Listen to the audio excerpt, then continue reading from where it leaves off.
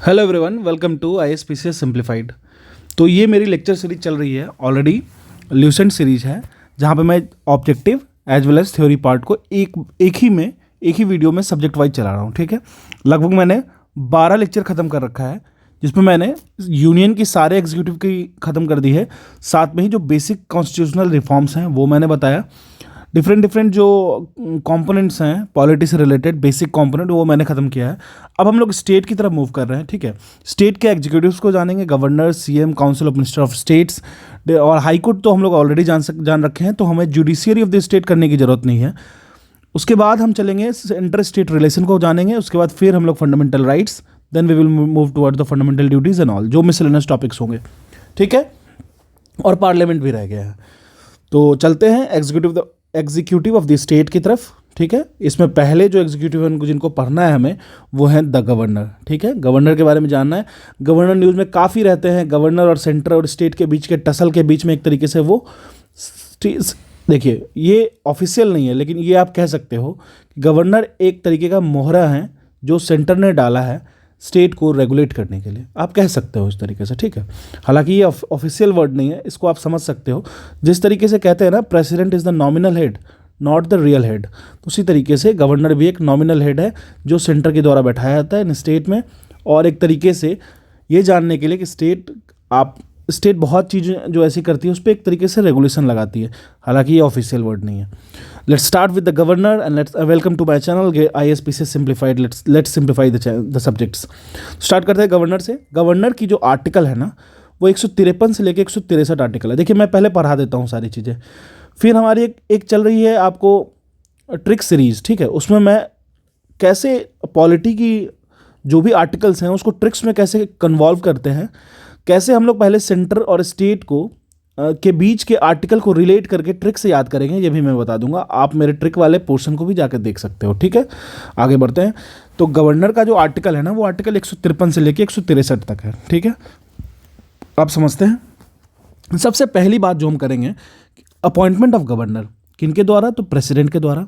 ठीक है, और प्रेसिडेंट के द्वारा सिर्फ उनको अपॉइंट नहीं किया जाता है, वो जो ऑफिस को होल्ड करते हैं ना, वो भी उनके ही प्लेजर में करते हैं। किनके प्लेजर में करते हैं, तो प्रेसिडेंट के प्लेजर में करते हैं। और ये जो गवर्नर की अपॉइंटमेंट की कंडीशंस है ना, ये बताया गया है आर्टिकल 156 में। आपको याद रखना है, आर्टिकल 153 से लेकर article 163 concerns with the governor. ठीक है, अब आगे बढ़ते हैं। अब बात करेंगे क्वालिफिकेशन की। ठीक है, अगर हम लोग क्वालिफिकेशन की बात करेंगे ना, किस चीज़ की, तो पोस्ट ऑफ द गवर्नर की, तो ये आती है आर्टिकल 157। ठीक है, आगे बढ़ते हैं। अब क्वालिफिकेशंस को के कंडीशंस को जानेंगे। कंडीशंस क्या क्या है, वो क्या होना चाहिए, सिटीजन ऑफ इंडिया होना चाहिए। अब सिटीजनशिप मैंने एक टॉपिक पढ़ाया है ल्यूसेंट के ही, उसमें मैंने सिटीजन्स के सारे कंडीशंस को एलोबरेट किया है, उस चैप्टर में आप जाके देख सकते हो। ठीक है, और दूसरा कंडीशन है कि उनकी एज जो होनी चाहिए वो कम से कम 35 साल की होनी ही चाहिए। ठीक है, कम से कम 35, लेस देन नहीं चलेगा। Greater than equals to, greater than equals to 35 years उनकी एज होनी ही चाहिए। ठीक है, अब आगे बढ़ते हैं। कह रहा है, अब एक चीज़ जो हर जगह कॉमन है, ऑफिस ऑफ प्रॉफिट जो होता है वो होल्ड नहीं करने चाहिए।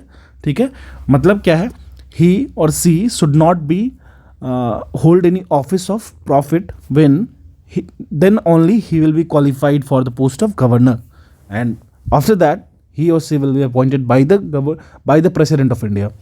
Must not hold other office of profit and should not be member of legislature of the union or any state. याद रखिएगा, मेंबर ऑफ लेजिस्लेचर नहीं होना चाहिए किसी भी, ना यूनियन के या ना ही किसी स्टेट के।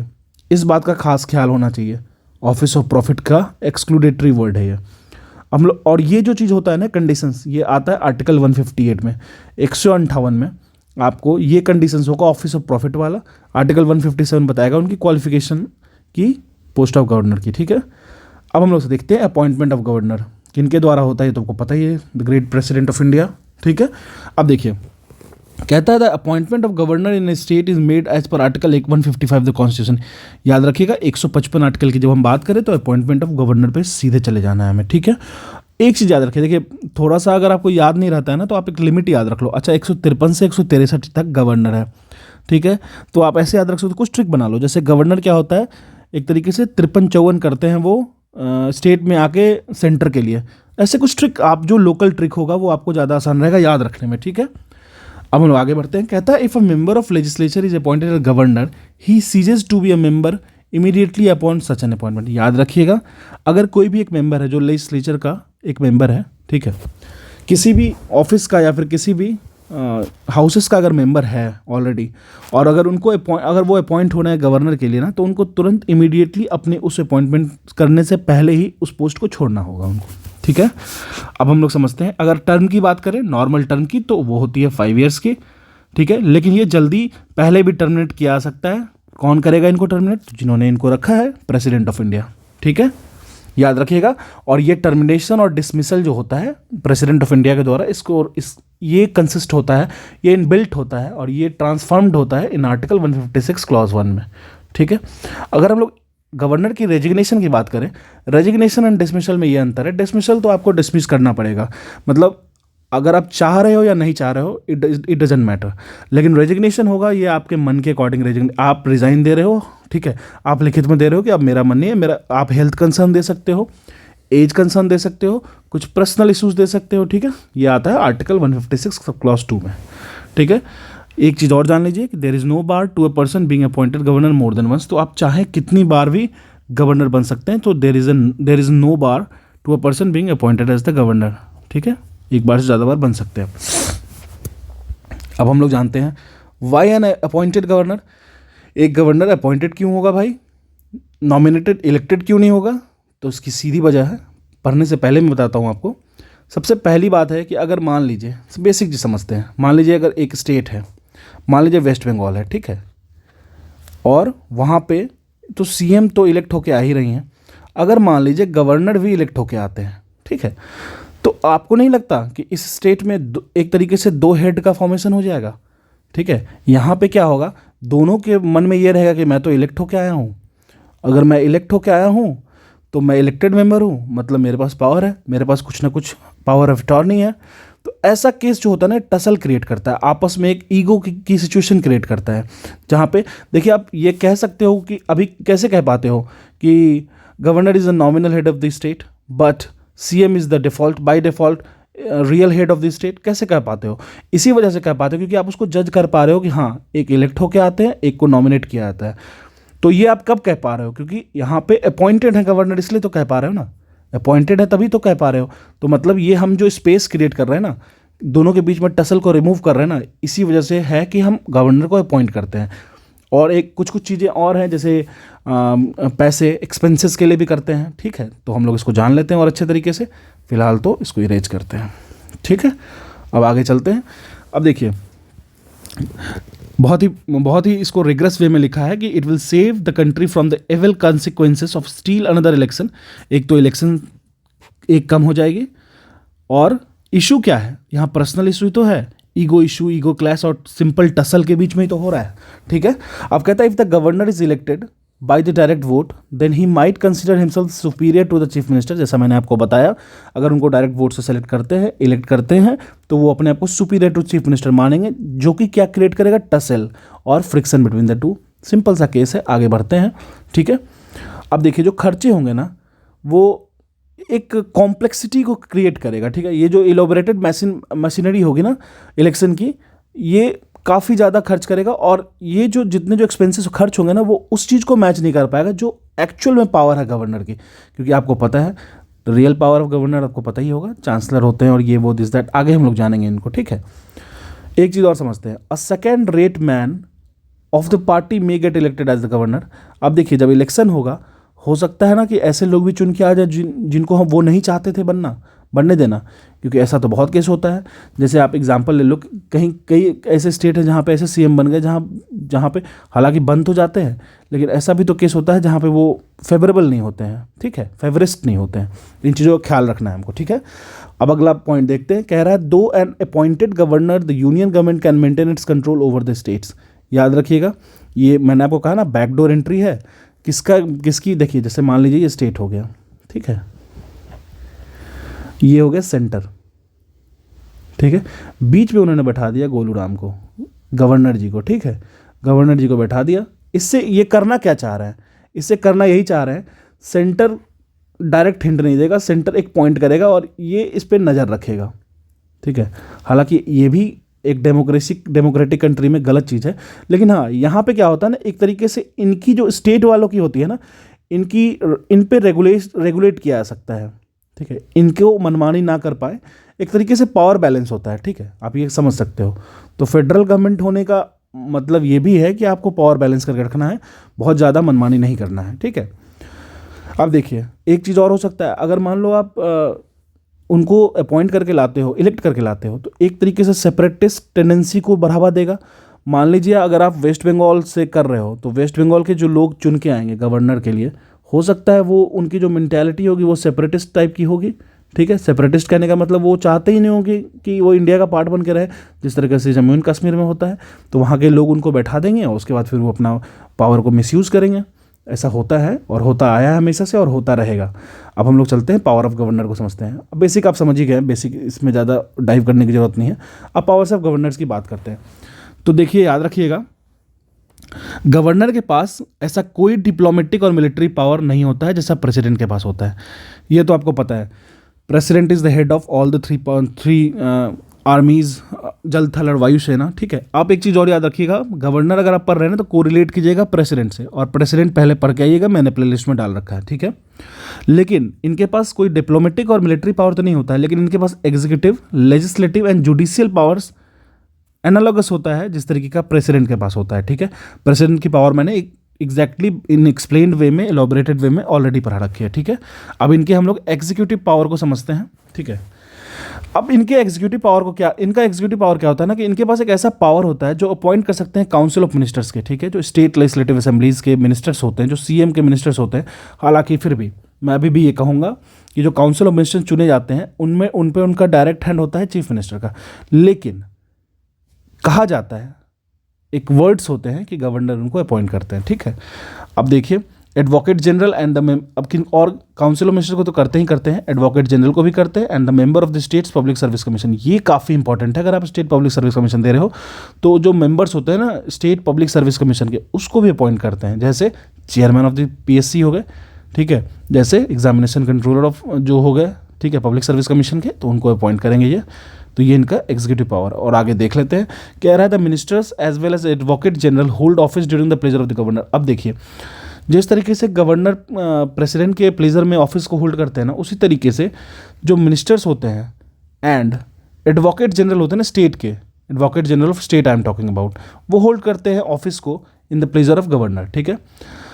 But the members of state, अब देखिए यही यहाँ पे एक क्लीचे पॉइंट होगा, यहाँ पे एक ट्रिक होगा। देखिए अब यहाँ क्या होगा कि state public service commission appoint करते हैं मेंबर्स को, गवर्नर करते हैं, लेकिन यहाँ क्या है, अगर उनको रिमूव करना हो ना, अगर कमीशन के, स्टेट पब्लिक सर्विस कमीशन के मेंबर्स को रिमूव करना हो ना, तो ये सिर्फ प्रेसिडेंट करेंगे।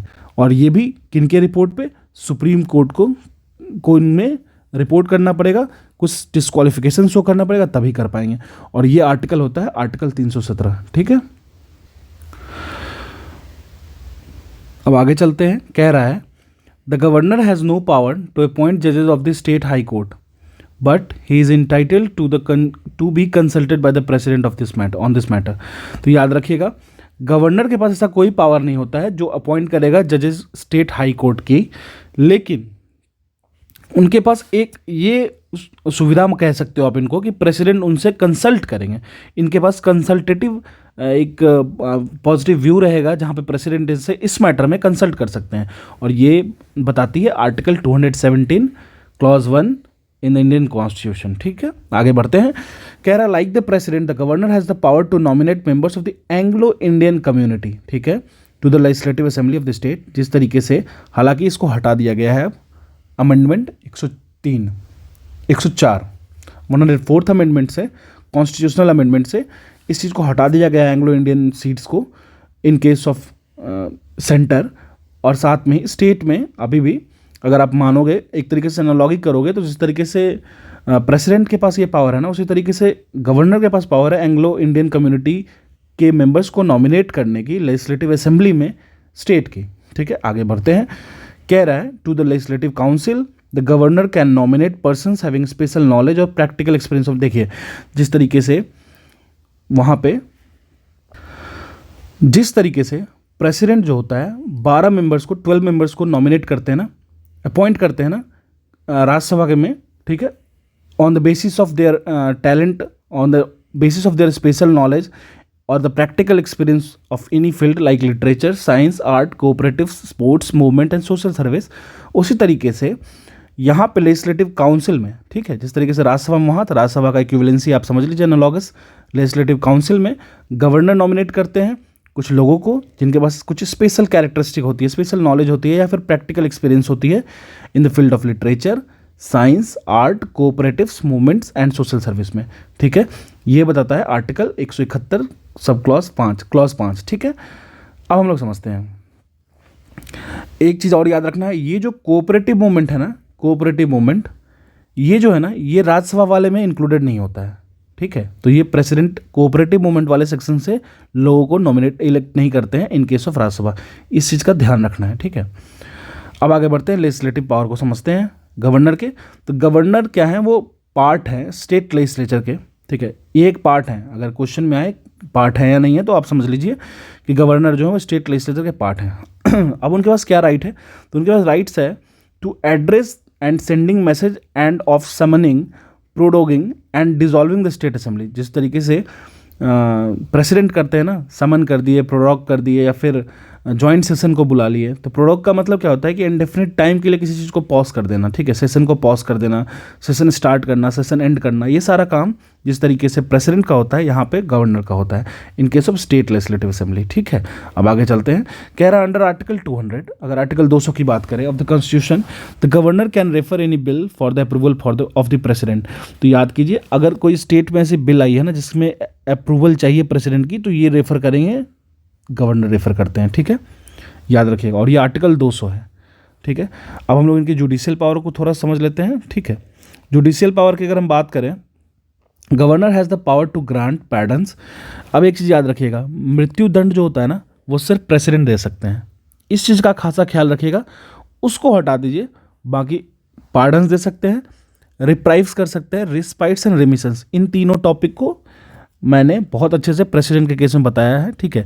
किसी मतलब जो उनको ड्यूरेशन ऑफ दी वो मिला हुआ है, पनिशमेंट मिला हुआ है, उसको एक्सटेंड कर, उसको कम कर देना बिना नेचर में चेंज किए हुए, ठीक है, ये रिप्राइव हो गया। इसी तरीके से कुछ होता है रेमिशन, जैसे 14 साल का मिला है उसको 10 साल का कर दिया, ठीक है। किसी एक ऐसा केस होता है जहाँ पे प्रेग्नेंट वुमेन है, उस केस में थोड़ा मर्सी का केस होता है, लेकिन हाँ पार्डन ग्रांट कर सकते हैं, रिप्राइव दे सकते हैं, रिस्पाइट्स एंड रेमिशंस कर सकते हैं, लेकिन हाँ यहाँ पे डेथ पेनल्टी को ये अवॉइड नहीं कर सकते हैं, इस चीज़ का खास ख्याल रखना है। और ये जो इनके पास पावर है judicial powers with governor is included in the article 161, ठीक है। अब आगे बढ़ते हैं, अब हम लोग बात करेंगे सबसे सुंदर पावर की, जिसको कहते हैं इमरजेंसी पावर, जो कि प्रेसिडेंट के पास भर भर के है। अब देखिए, प्रेसिडेंट के पास भर भर के है, लेकिन governor has no emergency powers to counter external aggression और आर्म रिवेलियंस। तो याद रखिएगा, अगर कोई भी आर्म रिवेलियंस हो जाता है या फिर कोई एक्सटर्नल एग्रेशन होता है, तो इस केस में गवर्नर के पास कोई पावर नहीं होता है कि वो इमरजेंसी लगा सके, ठीक है। लेकिन इनके पास एक पावर होता है जो कि ये क्या करेंगे, रिपोर्ट का, एक तरीके से क्लास मॉनिटर है, वो क्लास है प्रेसिडेंट की और ये मॉनिटर है, ठीक है। अब याद रखिएगा, ये पावर इनके पास क्या है, ये रिपोर्ट करेंगे प्रेसिडेंट को कि गवर्नमेंट जो है स्टेट की वो कंट्रोल नहीं कर पा रही है, ठीक से प्रोसेस को कैरी आउट नहीं कर पा रही है in accordance with the constitution से हट के जा रही है, बारबरिज्म ज़्यादा ले आई है या फिर एग्रेशन ज़्यादा है गवर्नमेंट में, तो उस केस में वो सजेस्ट करेंगे, वो रिपोर्ट करेंगे प्रेसिडेंट को कि ठीक है प्रेसिडेंट सर, आप यहाँ पे आके इमरजेंसी लगाइए, और ये आर्टिकल 356 होता है, आप इसको याद कर लीजिए, ठीक है। अब हम लोग पढ़ते हैं इसकी discretionary power of the governor. मतलब डिस्क्रिशनरी पावर कहने का मतलब एक ही चीज़ है कि ऐसी पावर ना जो उनके विवेक से लिया जाएगा, ठीक है, जो उनके दिमाग से, जैसे ऐसा पावर जो उनके सोच समझ से लिया जाएगा, ठीक है, ये उनके ऊपर होगा कि चलिए ये आपकी कॉल है, आप ही ले लो, अब इसमें आप क्या समझते हो, ठीक है। अब देखिए, कह रहा था function which are specially required by the constitution to be exercise by the governor in his discretion. सार कौन कौन से पावर है ये हम लोग समझ लेते हैं। अब देखिए, गवर्नर ऑफ असम जो है ना, वो डिटरमाइन कर सकते हैं amount of payable by the state of Assam to the district council as royalty accruing from licence for minerals. तो याद रखिए, अब देखिए असम जो है थोड़ा मिनरल अकरिंग प्लेस है, ठीक है, तो वहाँ के जो गवर्नर है ना, वो क्या कर सकते हैं, वो वहाँ पे कितना पेमेंट किया जाएगा ना स्टेट ऑफ असम में, किसको, तो डिस्ट्रिक्ट काउंसिल्स को, किस चीज़ के लिए? तो रॉयल्टी, जो रॉयल्टी मिल रही है किस चीज़ के लिए? तो जो लाइसेंस है ना, जो मिनरल एक्सट्रैक्ट कर रहे हैं हम लोग असम से, वहाँ पे तो एक तरीके से वहाँ पे ये पेमेंट की बात कर सकते हैं कि आप कितना देना है, इनको क्या करना है, ठीक है। तो याद रखिएगा गवर्नर का यहाँ पे ये इनकी डिस्क्रिशन के अंदर पावर है ये। आप समझते हैं, where a governor is appointed administrator of an adjoining union territory as he can function as such administrator independently for his council of minister. तो याद रखिएगा, तो अगर मान, तो गवर्नर जो होता है ना, वो जो होते हैं उनको कुछ एडजॉइनिंग यूनियन टेरिटरी की भी एडमिनिस्ट्रेटर के रूप में अपॉइंट किया जाता है, ठीक है। तो वहाँ के जो एडमिनिस्ट्रेटर होंगे ना, उसके लिए ये इंडिपेंडेंटली उनके काउंसिल ऑफ मिनिस्टर के साथ मिलकर काम कर सकते हैं। तो इस चीज़ का ख्याल रखना है। अब कह रहा है द प्रेसिडेंट में direct that the governor of Maharashtra और गुजरात, इन केस में उनको स्पेशल रिस्पॉन्सिबिलिटी दी जा रही है डेवलपमेंट के स्टेप्स लेने के लिए। कौन कौन से रीजन के लिए? तो विदर्भ रीजन और सौराष्ट्र रीजन के लिए, याद रखिएगा, ठीक है। अब देखिए द गवर्नर ऑफ नागालैंड, देखिए कुछ स्पेशल और डिस्क्रिशनरी पावर की बात कर रहे हैं। तो नागालैंड गवर्नर जो होंगे उनके पास सिमिलर स्पेशल रिस्पॉन्सिबिलिटीज़ है। किस चीज़ के लिए? तो लॉ एंड ऑर्डर को मेंटेन रखने के लिए दैट स्टेट में, क्योंकि वो थोड़ा सा आपको इफेक्टेड स्टेट है, ठीक है। अब आगे बढ़ते हैं। अब देखते हैं governor of Manipur has special responsibility to secure the proper functioning of the committee of the legislative assembly consisting of the members selected from the hill areas of that state. तो देखिए मणिपुर के केस में भी कुछ कमिटीज़ बनेंगी legislative assembly में, उनके कुछ मेंबर को चुन के लाना है। कहाँ से? जो हिल एरियाज है वहाँ से। तो इसका ख्याल कौन रखेंगे? इसकी डिस्क्रिशनरी पावर होगी गवर्नर के पास, कितना लाना है, कब लाना है, कैसे लाना है, ये काम होगा गवर्नर ऑफ मणिपुर का। तो स्पेशल एरियाज़ के स्पेशल प्रोविजंस, कुछ डिस्क्रिशनरी पावर जो गवर्नर के पास है।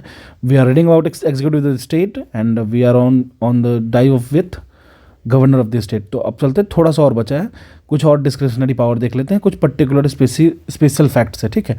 तो गवर्नर ऑफ सिक्किम है, उनको कुछ स्पेशल रिस्पॉन्सिबिलिटीज़ है, किसके लिए? पीस के लिए and equitable arrangement for ensuring the social and economic advancement. तो याद रखिएगा पीस एंड उनको ये श्योर करना है कि सोशल और इकोनॉमिक एडवांसमेंट भी हो रहा है, ठीक है। The governor has the power to dismiss an individual minister at any time. तो याद रखिए गवर्नर के पास पावर होता है कि किसी भी इंडिविजुअल मिनिस्टर को डिसमिस कर सकते हैं किसी भी वक्त। हालांकि ये कहने वाली बात है, चीफ मिनिस्टर का इस पर पूरा हाथ होता है, इन्वॉल्वमेंट होता है, ठीक है। अब देखिए governor can dismiss a council of minister और the chief minister only when the council of ministers has lost confidence of the legislative assembly and the governor does not think fit to dissolve the assembly। याद रखिएगा ये वही वाली बात हो रही है कि जब कॉन्फिडेंस मोशन को लूज़ कर देगा ना सीएम, तो ये गवर्नर के पास ये डिस्क्रिशनरी पावर होती है कि वो कंप्लीट काउंसिल ऑफ मिनिस्टर्स को ख़त्म कर दे। तो वो पूरी की पूरी चीफ मिनिस्टर को वो चाहेंगे तो हटा सकते हैं और वो किसी और को ऑफर कर सकते हैं कि वो चीफ मिनिस्टर बन जाए करके, अगर वो अपनी वो कॉन्फिडेंस शो कर देते हैं, ठीक है। तो याद रखिएगा this is all about the governor of the state, ठीक है। अब एक चीज़ और, गवर्नर ही रखते हैं इसमें किसी चीज़ को इंट्रोड्यूस नहीं करते हैं, गवर्नर को ही रखते हैं। अब इसकी ऑब्जेक्टिव पे चलते हैं हम लोग, सेम ऑब्जेक्टिव को ख़त्म करते हैं। अब हम लोग मूव करते हैं स्टेट एग्जीक्यूटिव की पहले चैप्टर द गवर्नर पे, और इसकी हम लोग अब ऑब्जेक्टिव देखेंगे, ठीक है। स्टार्ट करते हैं क्वेश्चन नंबर 1 से। क्वेश्चन नंबर 1 कह रहा है who was the first women governor of the state in free India from out of following. इनमें से कौन है? सबको पता है मिसेस सरोजनी नायडू, ठीक है। बाद में इनकी जो बेटी बनेंगी, डॉटर बनेंगी, वो भी बनेंगी गवर्नर ऑफ स्टेट, ठीक है। तो ये क्वेश्चन था मिसेस सरोजनी नायडू। अगला क्वेश्चन चलते हैं। नेक्स्ट क्वेश्चन कह रहा है कि money bill can be introduced in the state legislature with the prior consent of. किससे कंसेंट लेना पड़ेगा? तो बहुत ही बेसिक है, गवर्नर से लेना पड़ेगा, ठीक है। अब देखते हैं, कह रहा है the governor of the state in India is, कैसे स्टेट ऑफ इंडिया में गवर्नर को सेलेक्ट करते हैं? तो यहाँ कहते हैं directly elected by the people of India, बिल्कुल गलत। Appointed by the state chief minister, appointed by the prime minister, appointed by the president, तो बिल्कुल प्रेसिडेंट ही इनके जो भी होते हैं करते धरता, ठीक है। अब आगे बढ़ते हैं क्वेश्चन नंबर 4 पे। कह रहा है which one of the following officers is held during the pleasure of the president of India. इनमें से कौन सा ऐसा ऑफिस है जो प्रेसिडेंट ऑफ इंडिया के प्लेजर में रहते हैं, ठीक है। तो vice president, chief justice of India, governor of India, chairman of UPSC. तो याद रखिएगा ये गवर्नर ऑफ द स्टेट है, इस चीज़ का ख्याल रखना है। अब आगे बढ़ते हैं, कह रहा है क्वेश्चन नंबर 5 पे आ जाते हैं। ठीक है, 5 क्या कह रहा है, consider the following statement regarding the governor of state. Governor of state के बारे में कुछ स्टेटमेंट्स हैं, उसको हम लोग समझना है और उसमें से भी क्या खोजना हमें, तो कौन सा स्टेटमेंट करेक्ट है। ठीक है, तो आगे बढ़ते हैं, कह रहा है to be appointed as a governor one should have completed the age of 45 year. ऐसा है क्या, नहीं, 35 ईयर्स, याद रखिएगा 35 साल। 35 साल is the minimum adequated age limit of any person to be appointed as the governor of state. ठीक है, तो 35 है, तो ये तो मेरा कट गया, तो 1 मेरा कट गया। अब एक काम करते हैं, जब 1 हट गया है तो हम लोग एलिमिनेशन टेक्निक लगाते हैं, तो ये मेरा आंसर हो नहीं सकता, ये मेरा आंसर हो नहीं सकता है। अब आंसर होगा ये दोनों में से, नेक्स्ट ऑप्शन देखते हैं। ठीक है, नेक्स्ट ऑप्शन कह रहा है the governor holds the office during the pleasure of the president. बिल्कुल एब्सोल्युटली करेक्ट, इसमें कोई शक है क्या, नहीं है, तो 2 तो मेरा करेक्ट हो गया। चलिए आगे देखते हैं, कह रहा है after completing 5 year in office the governor can not continue to hold the office even when his successor has not entered upon his office. ऐसा है क्या, ऐसा नहीं है। ठीक है, 1 मिनट, तो ये तो बिल्कुल इनकरेक्ट है कि इस तरीके से वो कंटिन्यू नहीं कर सकते हैं, उनको तुरंत वो पोस्ट को हटाना होगा और तुरंत इलेक्शन भी होता है और तुरंत जो नए सक्सेसर होते हैं वो इंटर भी कर जाते हैं ऑफिस में। ठीक है, तो 3 इनकरेक्ट है, 3 इनकरेक्ट है, तो बी नहीं होगा, ऑप्शन डी हमारा करेक्ट आंसर होगा। 4 देख लेते हैं, कह रहा है the executive power of the state vested in the governor. बिल्कुल, ये तो करेक्ट स्टेटमेंट है, तो आंसर 4 होगा, तो 5 का 4 डी। ठीक है, आगे बढ़ते हैं, अब आते हैं क्वेश्चन नंबर 6 पे। 6 क्या कह रहा है, कंसिडर द फॉलोइंग स्टेटमेंट्स दिया हुआ है। ठीक है, कह रहा है the governor of state in India nominates to the legislative council where it exist 1/6 of its member. बिल्कुल करेक्ट है, ये स्टेटमेंट बहुत एग्जैक्ट करेक्ट है।